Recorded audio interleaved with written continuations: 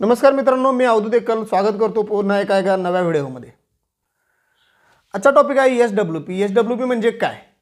तर बऱ्याच लोकांनी ऐकलं एसआयपी एसआयपी एसआयपी, नेहमी ऐकतोय आपण एसआयपी एसआयपी एसआयपी।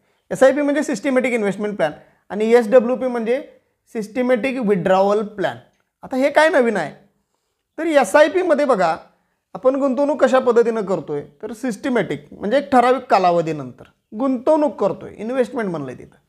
तर एसडब्ल्यूपी त्याच्या बरोबर उलटा भाग आहे। इथं काय करतोय आपण? सिस्टमॅटिक विड्रॉवल करतोय। ठीक आहे, तर कशा पद्धतीने काम करते हे आपण आजच्या या व्हिडिओमध्ये बघणार आहे। ठीक आहे, व्हिडिओ खूपच इंटरेस्टिंग होणार आहे मित्रांनो। व्हिडिओला लाईक करा, शेअर करा आणि हा व्हिडिओ हरवू नये म्हणून सेव्ह करायला विसरू नका। ठीक आहे, तर एसडब्ल्यूपी सिस्टमॅटिक विड्रॉवल प्लॅन हे काम काय करते?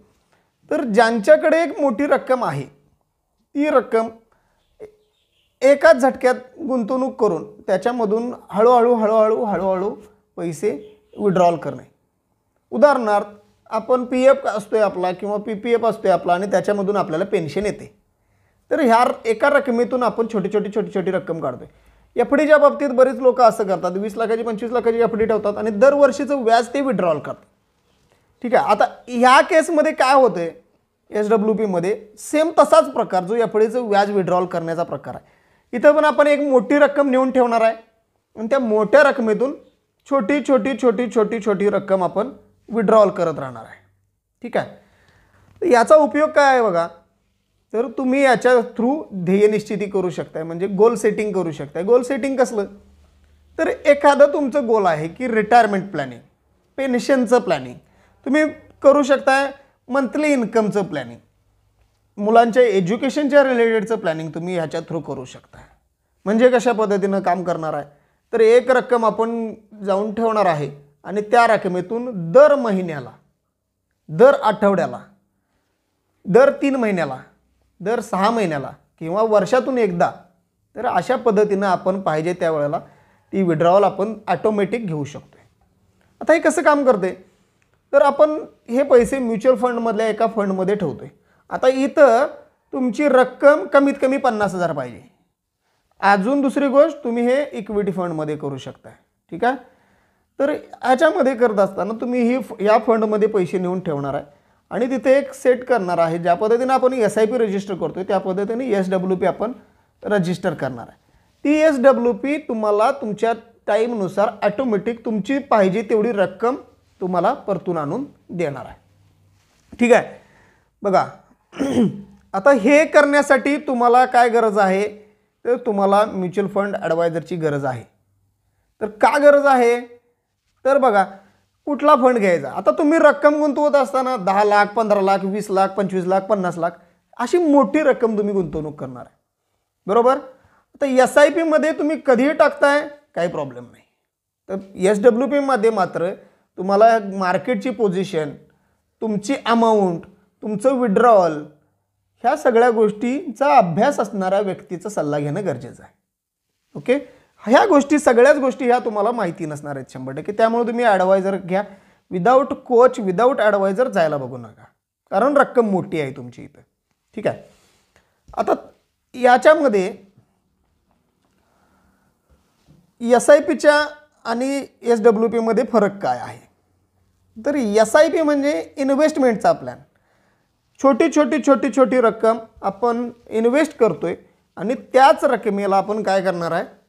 नंतर मोठी झाल्यानंतर एक रकमी काढू शकतोय, पहिली गोष्ट, आणि दुसरी गोष्ट त्यालाच एसडब्ल्यूपी आपण करू शकतोय। मार्केटमध्ये काही फंड हाऊसेसचे असे प्लॅन्स उपलब्ध आहेत, एसआयपी प्लस एसडब्ल्यूपी कॉम्बो, दोन्ही ते ऑटोमॅटिक करून देतात। म्हणजे काही काळासाठी तुमची एसआयपी, त्यानंतर त्या काळ संपला की पुढच्या काळासाठी तुमची एसडब्ल्यूपी ते ऑटोमॅटिक सेट करतात आताच। ओके, तर एसडब्ल्यूपीच्या बरोबर उलट, एसआयपी म्हणजे इन्व्हेस्टमेंट, एसडब्ल्यूपी म्हणजे विड्रॉल। इथं पैसे साठवायचे आहेत आणि इथं पैसे काढायचे आहेत। ठीक आहे, अशा पद्धतीनं वर्क होते। आता एक डेमो बघूया आपण, एक उदाहरण घेऊया की एखादा व्यक्ती 25 लाख रुपये भरणार आहे। तर 25 लाख भरल्यानंतर त्यानं किती पैसे काढायचे? तर तुम्हाला हवे तेवढी पर्सेंटेज तुम्ही ठरवू शकताय। अगदी 5%, 10%, 20% तुम्ही दर महिन्याला काढू शकता किंवा दरवर्षी काढू शकता. ठीक आहे. आपण लक्षात घेऊया की बाबा 25 लाखाला आपण दर महिन्याला विड्रॉल करत असताना आपण पर्सेंटेजमध्ये विचार न करता 6%चा विचार न करता 25 लाखाला 6% विचार केला तर 12-13,000 येणार आहेत. आता तुम्ही म्हणाल 25 लाख टाका लागले 10,000 घेऊन काय करायचं, तर आपण 20,000 घेऊया. एक रिजनेबल अमाऊंट आहे, आपण खर्च करण्यासारखी अमाऊंट आहे, आपण ते घेऊया. तर 20,000 रुपये आपण दर महिन्याला विड्रॉल करणार आहे. म्हणजे वर्षाचे किती झाले, 2,40,000 रुपये झाले.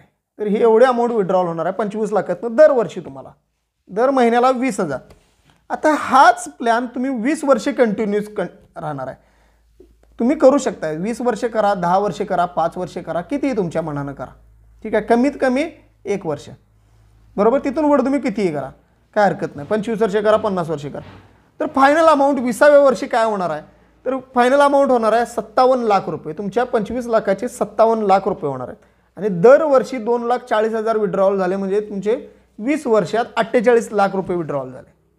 म्हणजे तुमची फायनल अमाऊंट, सगळ्यात शेवटची अमाऊंट टोटल प्रॉफिट पकडून जर बघितली तर 1,05,00,000 रुपये. त्यातले तुम्ही 48 लाख ऑलरेडी दर महिना घेऊन काढून टाकलेले आहेत, बरोबर. म्हणजे टोटल अमाऊंट झाली 1,05,00,000. नेट प्रॉफिट जर या सगळ्या गणितात विचार केला नेट प्रॉफिटचा, तर 80 लाख रुपये तुमचे बनलेत 20 वर्षात. म्हणजे 25 लाखाच्या प्रॉफिट 80 लाख, फायनल अमाऊंट 1,05,00,000. शेवटला एक रकमी तुम्ही घेणार 57 लाख आणि दर महिन्याचे विड्रॉल 20,000 रुपये. तर अशा पद्धतीनं आपण हे प्लॅनिंग करू शकतो. एज्युकेशनसाठी मुलांच्या, आपल्या पेन्शनसाठी आपल्याला अर्ली रिटायरमेंट घ्यायची आहे तर आपण SIP प्लस SWPचं कॉम्बिनेशन करून करू शकतोय. किंवा जे रिटायर झाले आहेत, एक रकमी मोठी अमाऊंट आल्या, त्यांना गुंतवणूक करण्यासाठी हा ऑप्शन खूप चांगला गोष्ट आहे. ओके. FDमध्ये RDमध्ये रेट ऑफ इंटरेस्ट खूप कमी राहतो, तिथं तुम्हाला कंपाऊंडिंग मिळत नाही आणि SWPची फॅसिलिटी असेल तर मग अजून काहीच मिळत नाही. ठीक आहे. तर हे आपण कॉम्बिनेशन केल्यामुळं पैसे वाढतात सुद्धा आणि विड्रॉल सुद्धा, ह्या दोन्ही गोष्टी आपण एकाच गोष्टीतून अचीव करतो. ठीक आहे. तर याला म्हणतात SWP. ह्याचा सगळ्यात चांगला फायदा आपण घेतोय, जो आपण मागच्या व्हिडिओमध्ये विचार केलेला की टॅक्स, हा जो टॅक्स पडणार आहे तो टॅक्स वाचवण्यासाठी सुद्धा आपण ह्या SWPचा वापर करू शकतोय. ठीक आहे मित्रांनो, व्हिडिओ आवडला असेल तर लाईक करा. ज्यांना अशा पद्धतीची गुंतवणूक करायला आवडत असेल किंवा करायची इच्छा असेल त्यांनी कमेंट करा. आणि चॅनलवर तुम्ही नवीन असाल तर चॅनलला सबस्क्राईब करायला अजिबात विसरू नका. नमस्कार.